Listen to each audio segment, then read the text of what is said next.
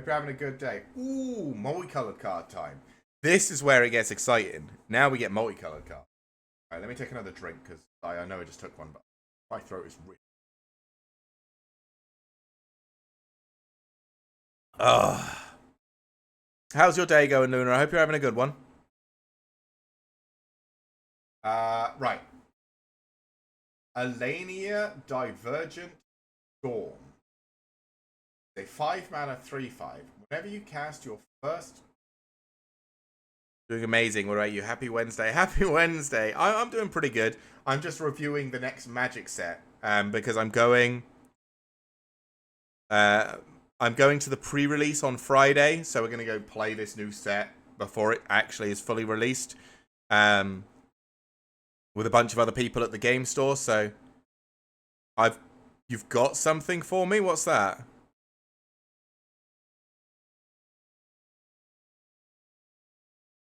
What have you done? What's going on? Should I be worried? Excited? Would it be better to? Is it something you want to show me on stream or something? I have an amazing idea. Okay.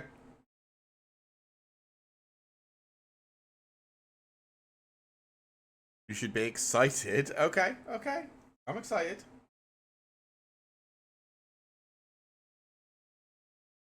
Are you gonna tell me what it is on here, or are you gonna do it on Discord like after the stream or something?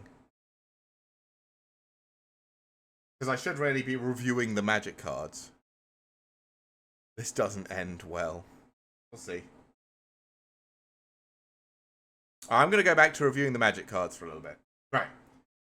Whenever you cast a spell, if it's the first instant spell, the first sorcery spell, or the first otter spell other than Alania you've cast this turn, you may have target opponent draw a card. If you do, copy that spell. You may choose new targets for the copy.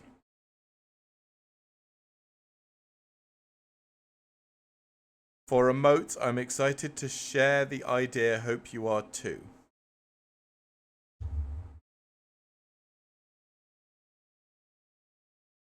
Okay.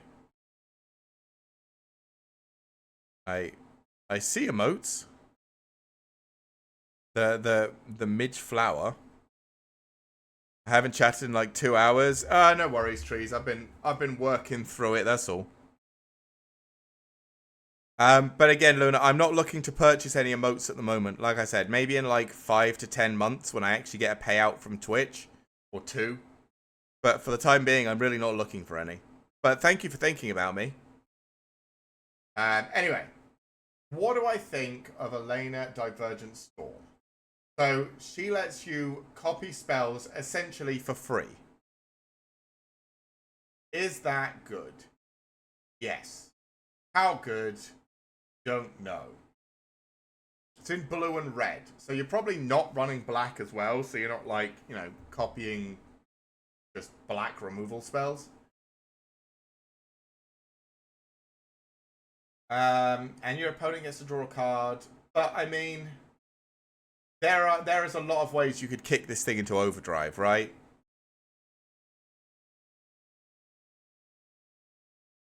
I think about you all the time. Thank you, Lee. Thank you. That makes me happy, all warm and fuzzy, and a little bit glad that I left the country. So you can't find you can't come and spend time with me. I think this card is good. I think there are. I don't know about it limited because again, I don't know how much of a base of instant and sorcery spells you can make, but it is instant, sorcery, or otter spells. So if your whole deck is otters, instant, and sorceries, this thing just kicks into overdrive hard. Like you can really go crazy with it because otter. So this turns every otter into 2 otters, which I think is like crazy. It does die to murder, but like this could get real nuts real fast if it's not blown up immediately. I'm not sure, but it seems cool. Again, I think if it was just instant or sorcery spells, I'd worry. But because it does otter spells as well, I think this is better than I might imagine. I'm just not sure how good it is. Baleen the Haymaker in Naya. Okay. It's Naya. White, green, red is Naya. I think it's Naya. It's a 3 mana 4/3.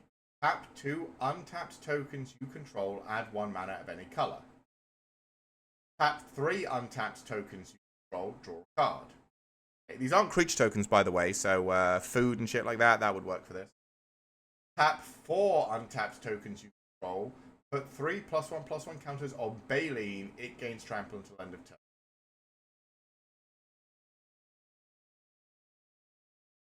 Interesting.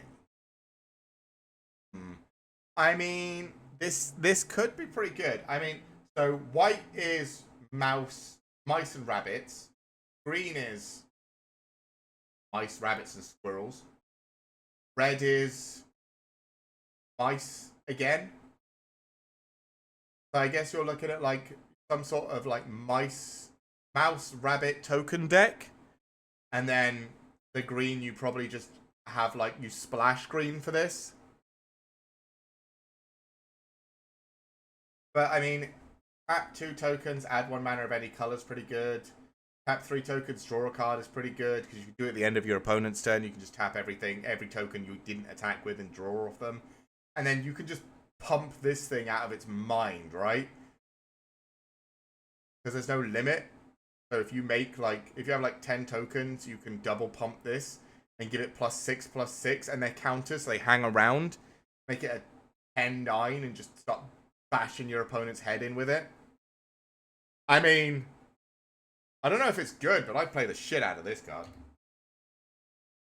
Barrow Guard Mentor is a 2 mana star with trample, power and toughness equals the number of creatures you.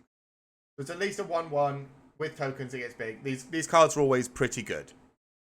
Like, if you have a lot of tokens, this thing's big. If you don't have a lot of tokens, it's just a creature. Like, especially because it's cheap. It's probably a 2 mana 1/1 or 2/2 if you played a 1/1. And then it just gets bigger and bigger and bigger. Like, it's not something your opponent can ignore, so. Camellia the Seed Miser is a 3 mana 3/3 with Menace.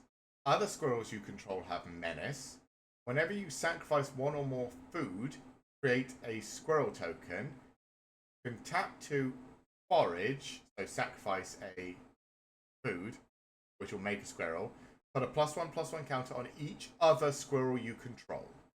This thing's nuts. This thing is game winning by itself.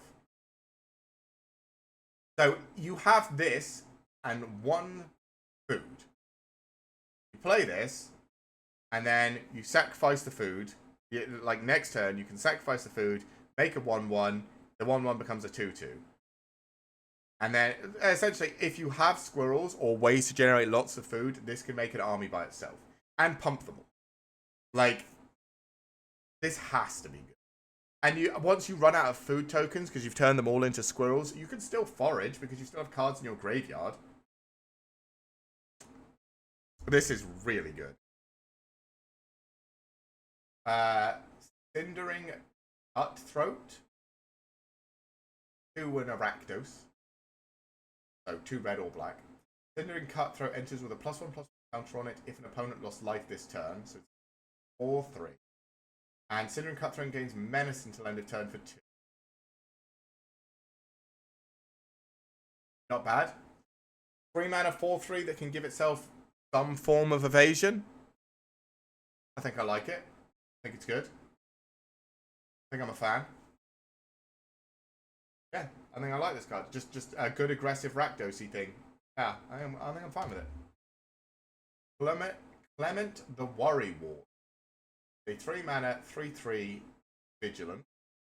Whenever Clement the Worry Wart or another creature you control enters, turn up to 1 target creature you control with lesser mana value to its hand. That's not a may, you have to. Frogs you control have tap, add blue or green, spend this mana only to cast creature spells. Okay, so this is... Frogs are going to do a lot of bouncing around bullshit, and I don't know how good they're actually going to be. But this just turns it up to 11. This is every time you play something, something else bounces, something cheaper.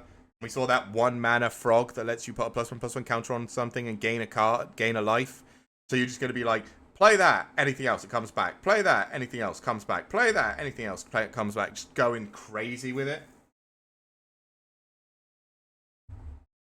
Yeah, this is going to be... It's... I mean, I might have to try frogs. Frogs, it might be quite funny, just bouncing back and forth. Corpse Berry Cultivator. Okay. Is 1 and double... Oh, why have I forgotten the name? Black-green. Double the black-green. Whatever the black-green school is called, or gate. What? Dragon Maze? College? Oh, I can't. Whatever. 1 and black-green. At the beginning of combat on your turn, you may forage. Okay? Whenever you forage, put a +1/+1 counter on this. So, this is just a good way to use... I mean, seeing as it's you may, I think this is a good card, right? It's a 3 mana, 2/3 that just is going to grow if you want to use it and you don't have to use it. I think I like this card. It's not great. It's certainly not like the best card, but I mean, it's just okay. Dream Do Entrance is a 4 mana 3/4 with reach. When it enters, tap up to 1 target creature and put 3 stun counters on it. Control that creature, draw 2 cards. But then you can bounce it back to your hand because frogs. Okay. This is a good like control card because you can just stun an opponent's creature for 3 turns. Or you can use it on your own cards if you need draw. Like, I think this is a good card. I think frogs are looking pretty cool, actually. Phineas Ace Archer. First green-white one. Oh, no, we had the other one that was just creatures. A 2 mana 2/2 with vigilance and reach. And whenever it attacks, put a +1/+1 counter on other creature you control that's a token or a rabbit. Then if creatures you control have total power 10 or greater, draw a card.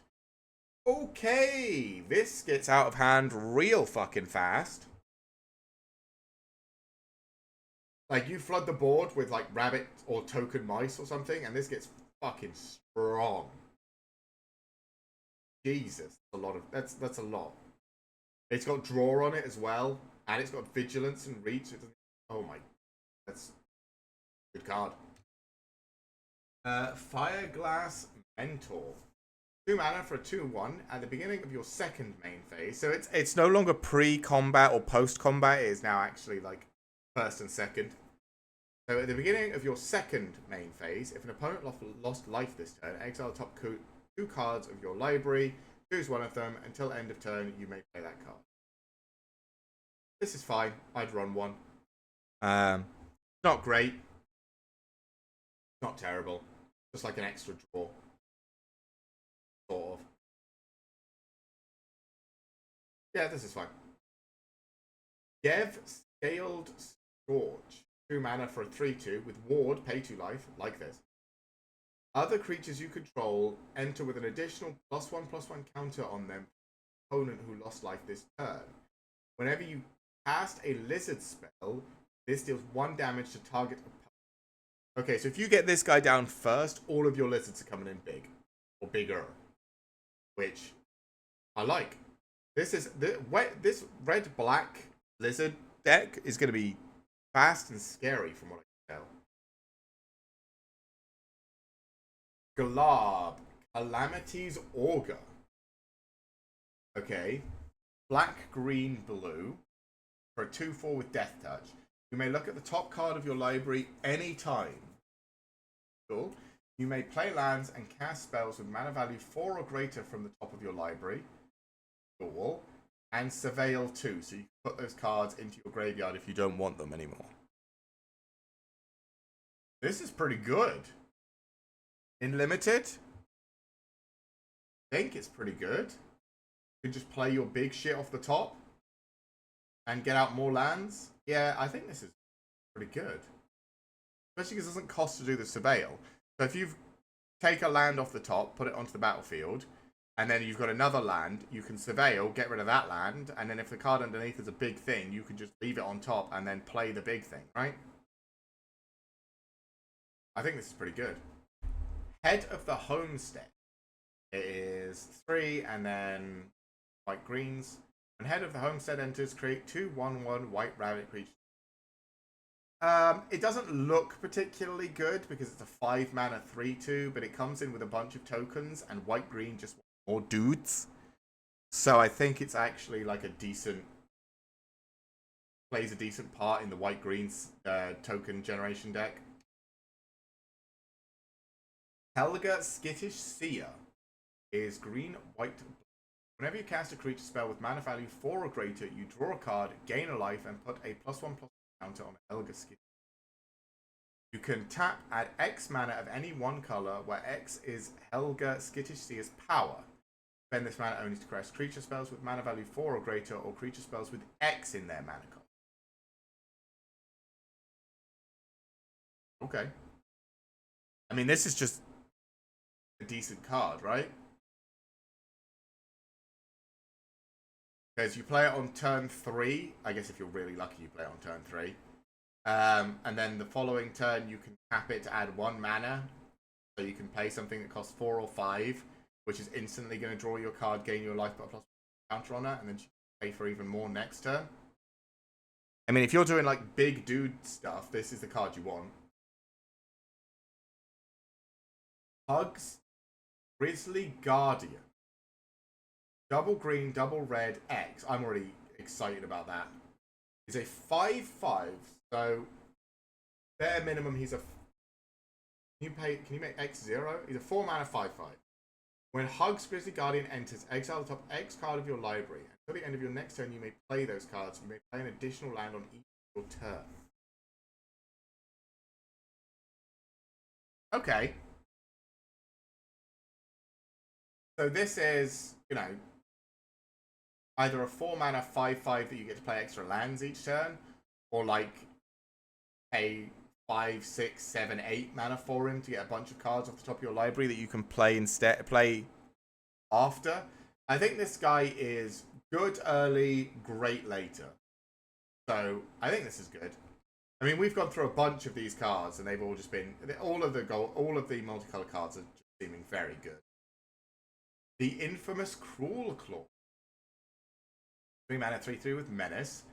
Whenever he deals combat damage to a player, exile cards from the top of your library until you exile a non-land card. You may cast that card by discarding a card rather than paying its mana cost. This again, very, very good. It comes down on turn 3, has Menace. If they don't have a way to block it on turn 4, you hit them. You're in black-red, so you've got access to all the removal in the world.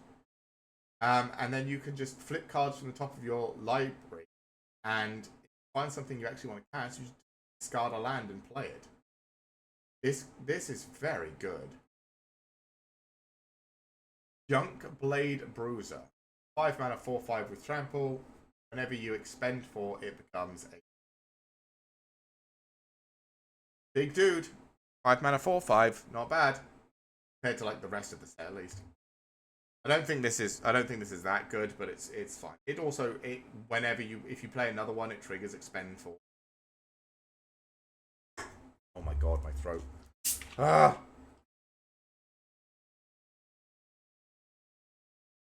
Okay, we're fine. Castrol the Wind Crested. 5 mana 4/5 flyer. If you find this, you just take an extra flyer. Whenever one or more birds you control deal combat damage to a player, choose one. You may put a bird creature card from your hand or graveyard onto the battlefield with a finality counter. Put a +1/+1 counter on each bird you control or draw a card. Holy shit.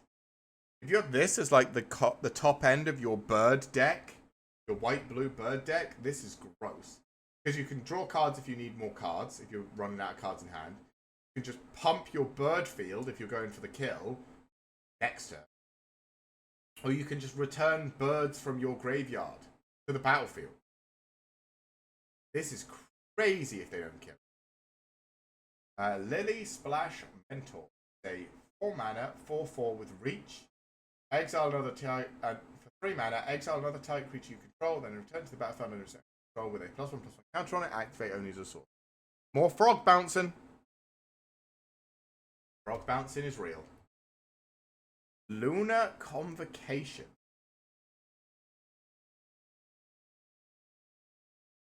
Okay. 2 mana for an enchantment. At the beginning of your end step, if you gain life this turn, each opponent loses 1. At the beginning of the end step, if you gained and lost life this turn, create a 1/1 black bat creature token with flying. 2 mana, pay 2 life, draw a card. I haven't seen that many ways to generate life. There hasn't actually been that many like life gain cards. It was like a lifelink card and a couple of creatures that had lifelink innately. I suppose there was that white card that you gain a life every time you play something. I don't know, maybe there are enough ways to gain life to make this work.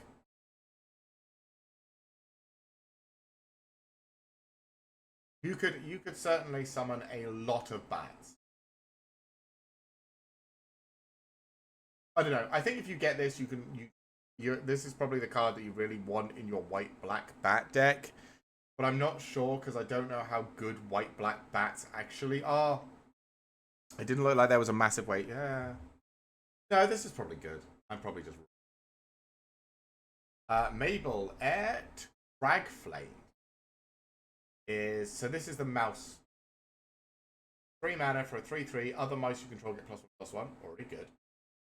When Mabel Heir to Cragflame enters, create Cragflame, a legendary colorless equipment token, artifact token, with equipped creature gets +1/+1, vigilance, trample, and haste, and equipped for 2. So this with the enchantment that gives things double strike and haste is crazy, right? Because if you have that and you play this and you equip it, your creature gets +1/+1. Vigilance, trample, haste, and double strike. And you don't even care if it dies at that point. If it dies, it probably takes 3 or 4 creatures with it, and some off the top of your opponent's health though. And then you just play another creature and equip this, and it gains haste. It gains it all over again. This is a good card, I think. Yeah, it's definitely a good card. Definitely a good card. Again, all of these gold cards are, if you have this, you probably play it, so... Mind Drill Assailant is a 4 mana 2/5. As long as there are 7 more cards in your graveyard, it's actually a 5/5, and it can surveil. I mean, it's a big rat. 5/5, black-blue, where you can essentially control the entire board, just remove anything that's bigger than a 5/5. Not bad. I don't know if you're going to be beating your... I mean, I don't think it's terrible. It's not particularly exciting. Moonrise Cleric. 3 mana, 2/3, flying. Whenever it attacks, you gain a life. There we go. There's some easy gain life with a decent sized flyer that gains your life every time it attacks.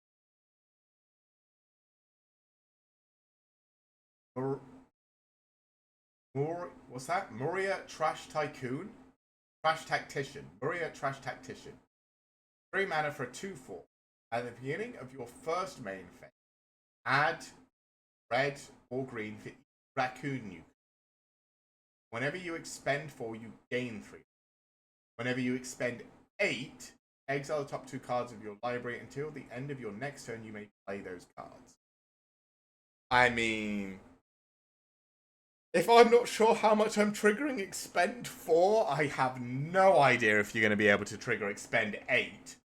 However, extra mana, without having to tap them, getting an extra mana for every raccoon you control, if you're just playing a raccoon deck, probably just good enough, right? Probably just crazy good. Plume Creed Mentor. A 3 mana 2 flying. Whenever Plume Creed Mentor or another creature you control with flying enters, put a counter on target creature without flying. Okay, so this is like blue-white bunnies, the birds helping the bunnies or the mice or something. I think I like the one that put that was a rare, to be fair. The one that brought stuff that exiled things and brought them back with flying counters on them. But this is still probably a good card. You just turn your entire board into flyers. Or you just pump the board that's not flying while you attack with flyers. So you've got some sort of defense on the ground. That's probably pretty good. Pond Prophet. 2 mana for a 1/1 when it enters the battlefield. When it enters, draw a card. Yep. Good. You're going to bounce this thing a million times and you're going to draw your entire deck. And you're either going to lose because of it or win because... Ral. There you are, Ral. So, Ral Crackling Wit. So, Ral is now an otter, apparently. I have no idea when this happened, by the way. Why the Planeswalkers are turning into small... I guess they have to when they enter BloomBurrow. I don't know. I thought it was a bit weird. 4 mana for a 4/4. For a 4 loyalty Planeswalker. Whenever you cast a non-creature spell, put a loyalty counter on him. And his +1 creates one of the red otter creature tokens. Prowess, sure. -3, draw 3 cards, then discard 2, so you're up 1 card. Sure. His -10, draw 3 cards, you get an emblem with instant spells you cast have Storm. Fucking crazy. Again, if you see a Planeswalker, guess what? You're running the Planeswalker. Is he the best Planeswalker? He protects himself. He doesn't actually destroy anything, but he does draw a lot. And with his, when you cast a non-creature spell, put a loyalty counter on him. All you're going to want to do in that blue-red otter deck is play otters and play instant sorceries. So he's probably going to get pretty high on loyalty pretty fast. Again, in limited, I don't know how many, I don't know if you can get the kind of massive instant and sorceries you need to make this guy go completely insane. But I don't think he's bad at all. I mean, he's a Planeswalker. He's good. He's good because he protects himself and he's playing. Is a good card. Seedglaive Mentor is a 3 mana 3/2 with Vigilance and Haste. And when it becomes the target of the first spell or ability each turn, it grows. Yep. Good card. I think white-red and black-red are going to be, vying for who's the most aggro this set, but they both seem very aggro. Seedpod Squire is a 4 mana 3/3 flyer, and when it attacks target creature you control without flying gets plus or whatever. I mean, it's a flyer, you're just gonna run it, right? Starseed Mentor is a 5 mana flying vigilance 3/5. At the beginning of your end step, if you gained or lost life this turn, target opponent loses life unless they sacrifice a non-land permanent or discard a card. I think this card's pretty good, actually. Because all you have to do is gain 1 life a turn, and this starts making your opponent have a real tough choice.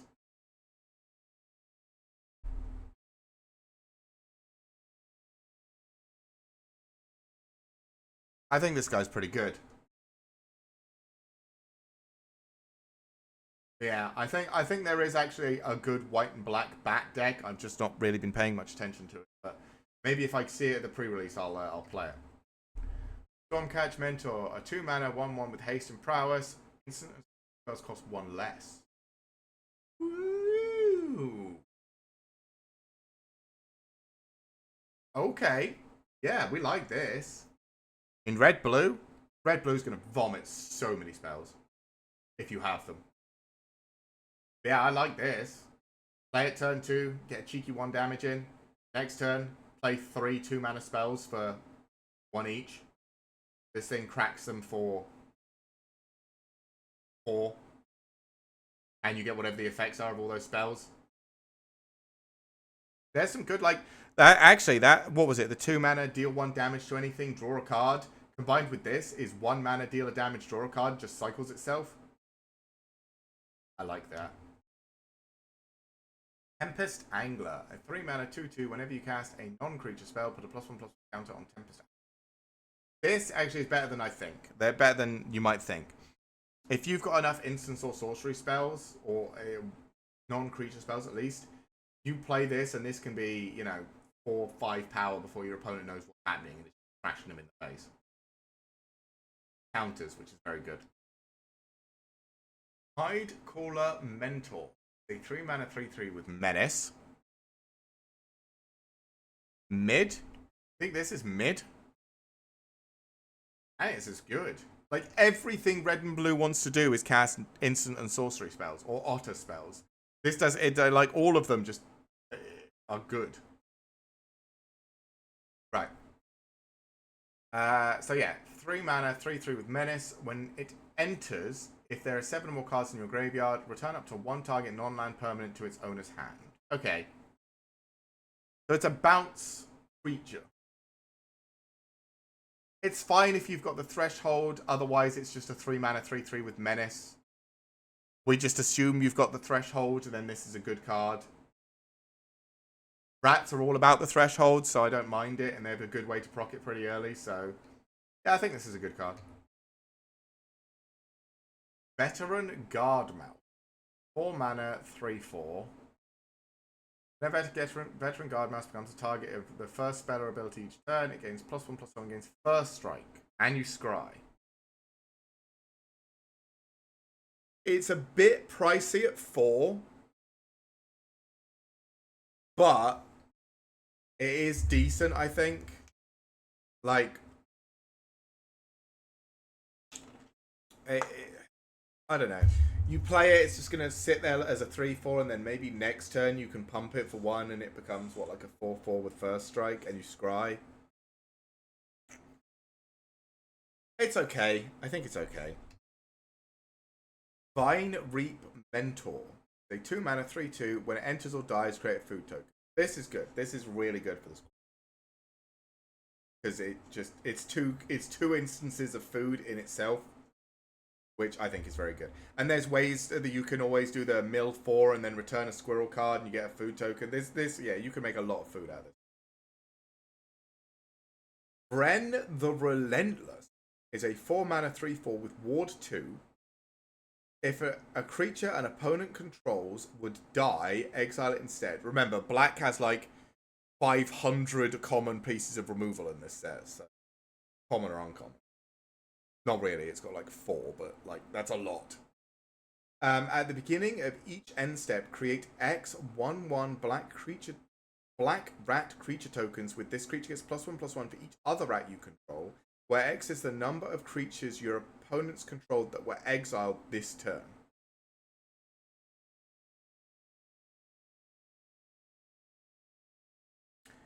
That's either the craziest thing ever or just not good enough.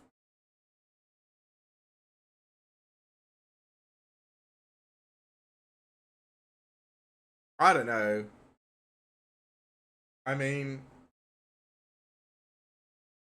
there's not a lot of board just like destroy a whole bunch of stuff in black. There's destroy single things in.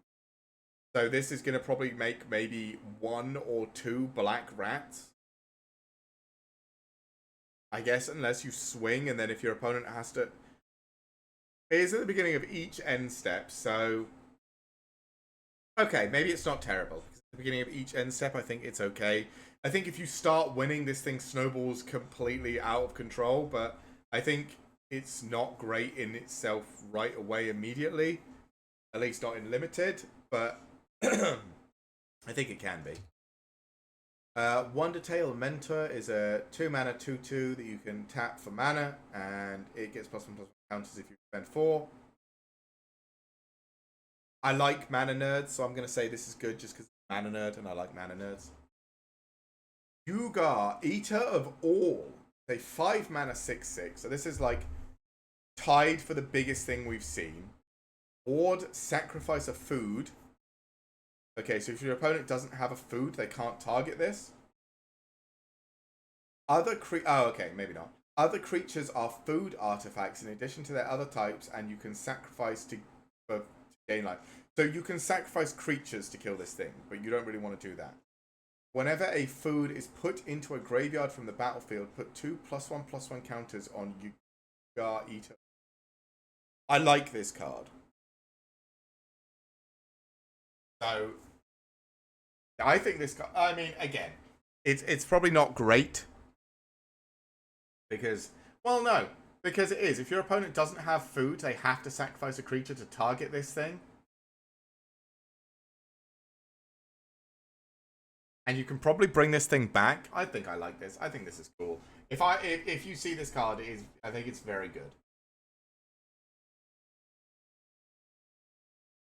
Because you can sacrifice your own creatures as food to this thing to just pump it bigger and bigger and bigger. It doesn't have trample, which is the only downside.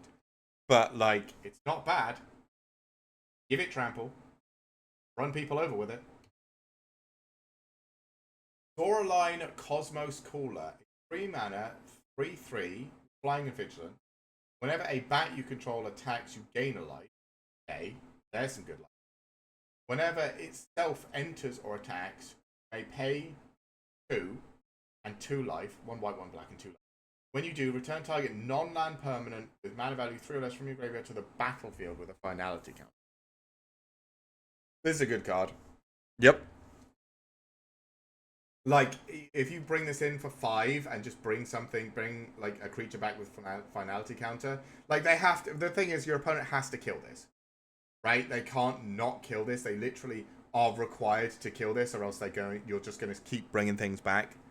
Like, this is the good thing about a lot of these cards, like the Yugar and Vern the Relentless, all of these guys with the haste, with the spells. Your opponent has to answer them, or else they're just fucked, probably. I guess that's the end. We're on to artifacts. There's a lot of really cool gold cards. A lot of really cool gold cards. I think, honestly, bats and frogs are probably doing really well with their gold cards. I think that's what I'll be looking for. Barkform Harvester. This is a 3 mana 2/3 that is every creature type. Reach, put target card from your graveyard on the bottom of your library. This is fine. This isn't incredible, but it is any creature type, so it triggers all of the, like, you know, creature type things if you don't have enough of that type. Bumble Flowers Share Pot. 2 mana, it's food. When it enters, you create a food. And you can tap 5 and sacrifice it to destroy target non-land permanent. So this is like really crap removal if you don't have any removal, which in limited you might actually have to play, which is depressing. But, I mean, it's cool. It's also, you make a food, so you can always just heal yourself a little bit if you're being slow. Fine. Fountain Port Bell. 1 mana artifact. Whenever Fountain Port Bell enters, you may search your library for a basic land card, reveal it on top. You can sacrifice it to draw a card. Not bad, actually. I don't mind this. Not ramp, because all it does is put the land on top of your library. But, like, if you get it early, just make sure you have the land you need, and you can always sacrifice it later just to draw a card. I don't hate it. Heirloom Epic. 1 mana for an artifact, and for 4 you can tap it, draw a card. For each mana in this ability's activation cost, you may tap an untapped creature you control rather than pay that mana. Oh, okay, so it's got like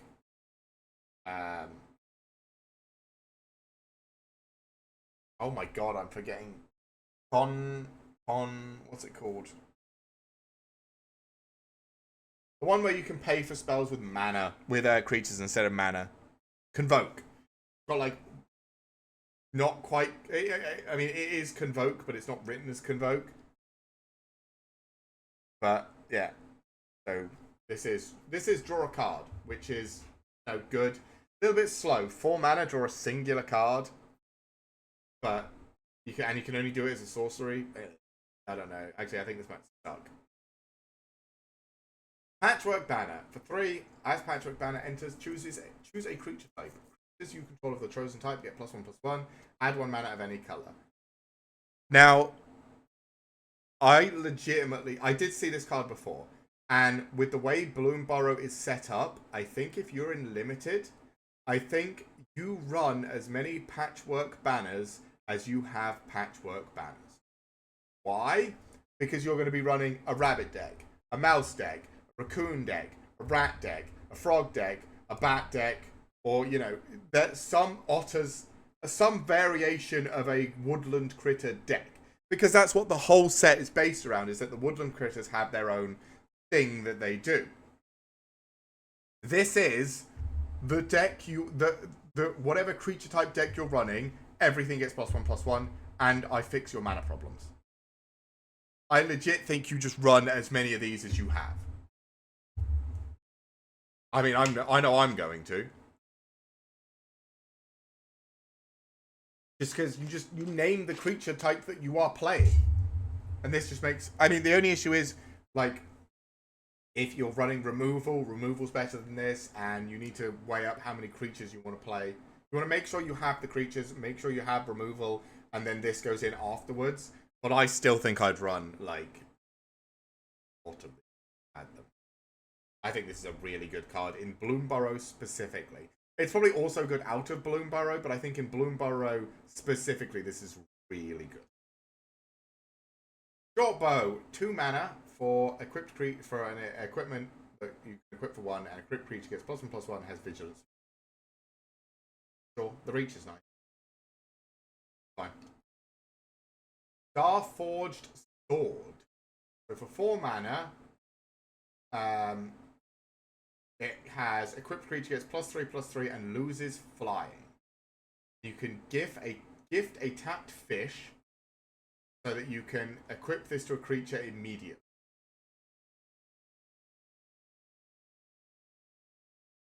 +3/+3 is a lot.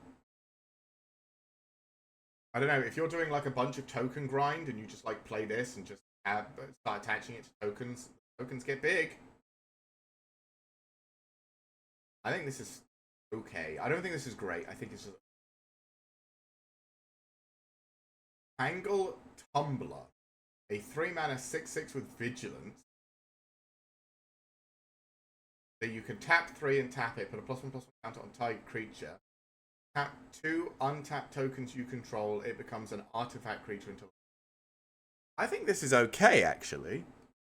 Not great, but it's a way to just put +1/+1 counters on things permanently, and it's difficult for your opponent to interact with because it's not a creature unless you want it to be. That card's great. But yeah, I think it's actually... I think it's pretty good. Right? Because you just play it for 3 and it sits there on the side, just giving things +1/+1 counters until you decide you want to turn it into a creature, and then it's a 6/6 with vigilance. For new standard, I'm just talking about limited. I think in limited it's good. I'm not really... I haven't really considered new standard yet. I'll wait until it all changes on MTG Arena and then have a look through everything and see what I think. But I think this is pretty good. 3-Tree Mascot is a 2 mana 2/1 changeling, so it's a creature type, and you can pay 1 to convert a mana. Sure. If you need that, and you know you're looking for a specific creature type. Sure. Hey, Fabled Passage got a reprint. It's been a long time since we Passage. This is a great card. In limited, yeah, it's a great card. It's a great card all the way around. Fountain Port. Okay. Tap to add colorless. Tap 2, sacrifice a token to draw a card. Tap 3, pay 1 life, create a fish token. Tap 4 and tap, create a treasure token. This is also a good card. Because it's a land that can do a whole bunch of different things depending on what you need. And it can do a lot of it by itself. Because, like, sacrifice a token, draw a card, but you can make treasure tokens to draw cards off of. It's slow, but, I mean, it's a land. It's not like your opponent's going to interact with it. So, I think this card's good. Not, yeah, it is. I think it's good. Hidden Grotto, we've seen before. It's got the Surveil. It's okay. Lily Pad Village. Okay. You can either tap for colorless, tap for blue but only cast creature spells, or tap 1, tap itself, surveil 2. Activate only if you've got the blue creature type. Okay. Is there one for each one of these? But they do something different. Okay. So this one does surveil, which is good for your rat threshold. It can sculpt the top so the otters get spells they need. Frogs don't care and birds don't care, but sure. I mean, surveil's, so it's fine. Lupin Flower Village. Tap, same, so it's colorless, white for creature spells, or 2, sacrifice it. Look at the top 6 cards of your library. You may reveal one of the white creature types from among them and put it into your hand, but the rest of the bottom of your library is random. Okay. Sure. Mudflat is return a squirrel, one of the creature types in black from your graveyard to your hand. This is good because you're going to be putting a lot of stuff. You're going to be sacking a lot of stuff and putting a lot of stuff in the graveyard. You're probably going to want to run at least one of these in limited if you have it, 1 or 2. Oak Hollow is +1/+1 counter. This is really good actually, isn't it? Because frogs are going to be coming in often. Rabbits are going to make a million things. Raccoons don't get this as much, but squirrels are also going to be making a million things. Oh no, because raccoons want you to cast. Wait, where's the raccoon? Expend. You have to spend total mana to cast spells, so it's not as good because the tap 1 green tap wouldn't count towards casting spells. That's activating an ability, so it wouldn't actually count. But for frogs, rabbits, and squirrels, that card is really good. I mean, it's still probably good, better than just a basic land for raccoons. But for everything else, it's fantastic. Rockface Village. Target lizard, mouse, otter, or raccoon. Gain haste. This is also very specifically, lizards are going to like getting in. Mouse, all the mouses have the, if this was a Valiant, if this was a target of a spell or ability, the first one of the turn, you get a trigger. This counts as an ability. Otters don't care about it, and raccoons don't care about it. But lizard and mouses like this a lot. Oh, yeah.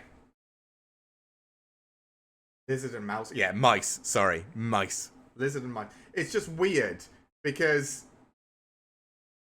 everything else plural. Like reading it is just a bit weird. But yeah, because I'm used to just being the plurals. But yes, mice. All mice. Three Tree City. I've seen this one as well. People are all losing their mind about this. As it enters, choose a creature type. You tap it for colorless, or you can tap 2, tap it. Add an amount of mana of a color equal to the creature type you chose.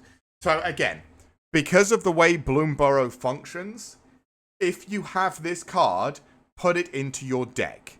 Because you will be playing an otter deck, a mouse deck, a raccoon deck, a lizard deck, a squirrel deck, a rabbit deck. You will be playing a creature type deck. Maybe because it's limited, you won't just have those creatures, but you will have predominantly those creatures.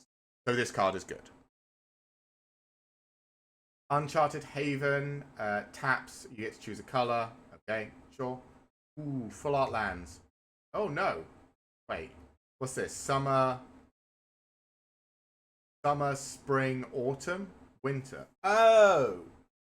I like this. Summer, spring, autumn, winter. Summer,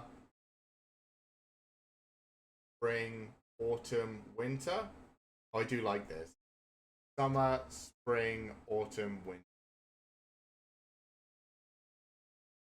This is very cool. I'm going to have to... Irritatingly, I'm going to have to buy these lands on MTG Arena. I know I am.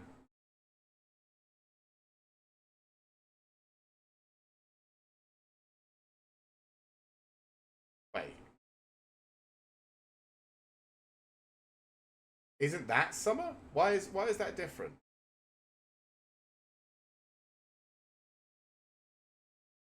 Wait.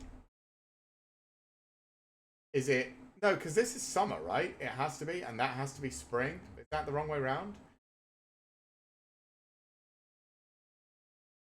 Are they different? No, because this is definitely summer, spring, autumn, winter. Spring, summer, autumn, winter. Spring, summer, autumn, winter. Okay, so it changes weirdly. But yeah, that's it. We're done. That's all of the cards in Bloomsburrow. Yeah, there are some very. You know what? I wasn't. You're mixing spring and summer. No, I think the cards are mixing it. Because if you look at planes, that is definitely summer, right? Because there's no way that's spring and that's summer. That's not the way it works. That's summer, that's spring. So if so the first, what do you think this first one is? Summer or spring? I think this is summer. Because everything's a little bit wilted. It's look, the ground's a little bit cracked. This is summer. This is hot summer. This is spring because everything's coming to life. That's spring right there. What do you think that's summer instead?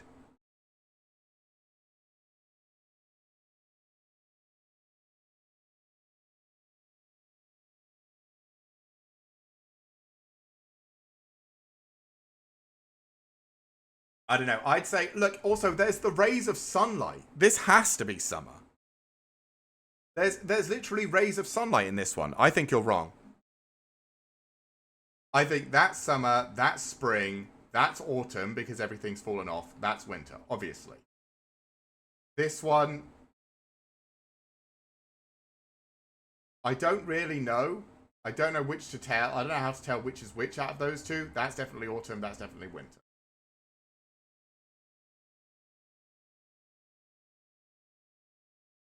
Again, I don't know how to tell. That's autumn, that's winter.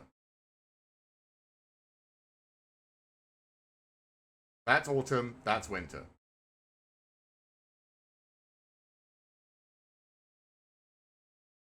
But I don't know.